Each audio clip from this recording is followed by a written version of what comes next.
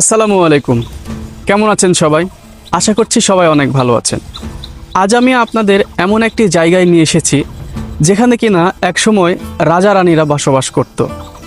তো এখানকার রাজা রানী বর্তমানে কোথায় আছে বা কী অবস্থাতে আছে এবং তাদের রাজবাড়ি বা রাজভবন বা তারা যে বাসস্থানে বসবাস করত সেখানকার এখন কি বর্তমান পরিস্থিতি সব কিছু আমি আপনাদেরকে আজকে এই ভিডিওতে দেখাবো।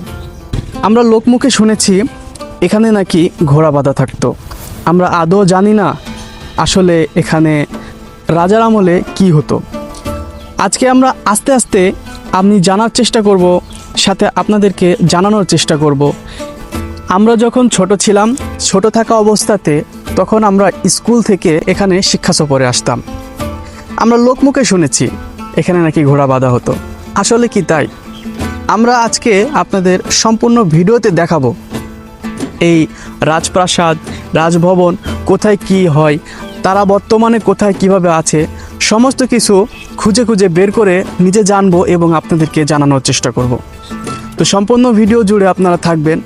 আপনাদের কাছে এতটুকু আশা করি এবং জানাতে ভুলবেন না এখানকার এই সৌন্দর্যটা দেখে আপনাদের কেমন লেগেছে। তো চলুন আজকে ভিডিওটি শুরু করি আমরা।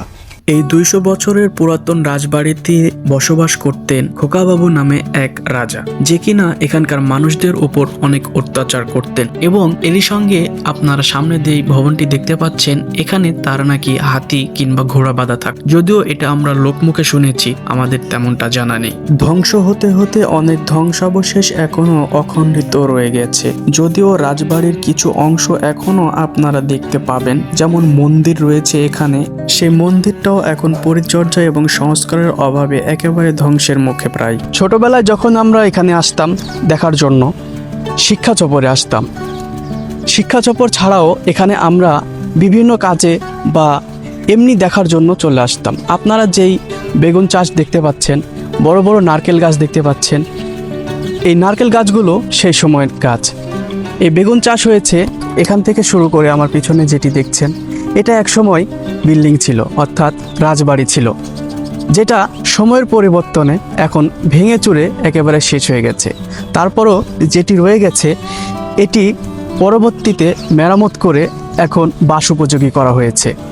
আমরা এখান থেকে আপনাদেরকে এদিকে নিয়ে যাব, যেখানে আরও একটি রাজপ্রাসাদের একটি বিশেষ অংশ রয়েছে। তো চলুন আমরা সেটিও দেখে আসি।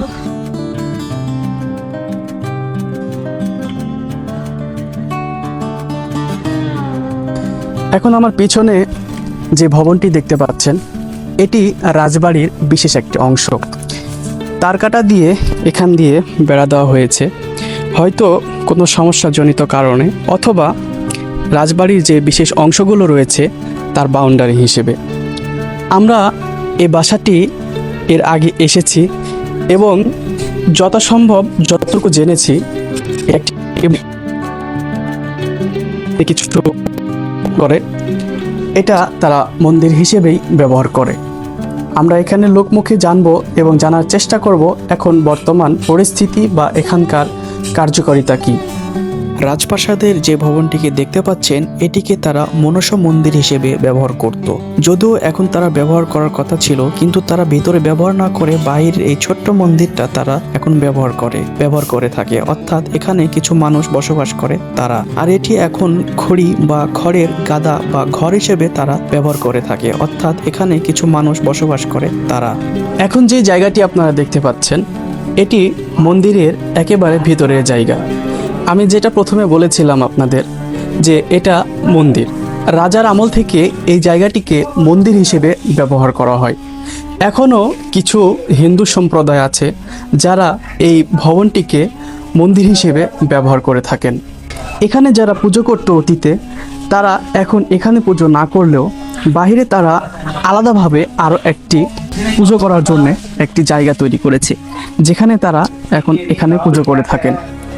বিল্ডিংটি একেবারে প্রায় পরিত্যক্ত অবস্থাতে রয়েছে।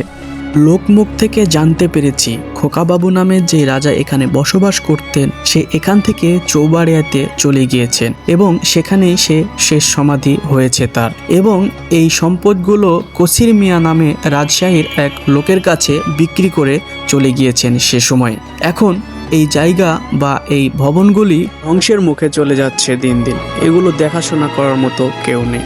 যাই হোক, আজকে এই ভিডিওটি এই পর্যন্তই। ভিডিওটি কেমন লেগেছে জানাতে ভুলবেন না। আজ এ পর্যন্তই, আপনাদের মাঝ থেকে আমি বিদায় নিচ্ছি। সবাই ভালো থাকবেন, সুস্থ থাকবেন। আল্লাহ হাফেজ।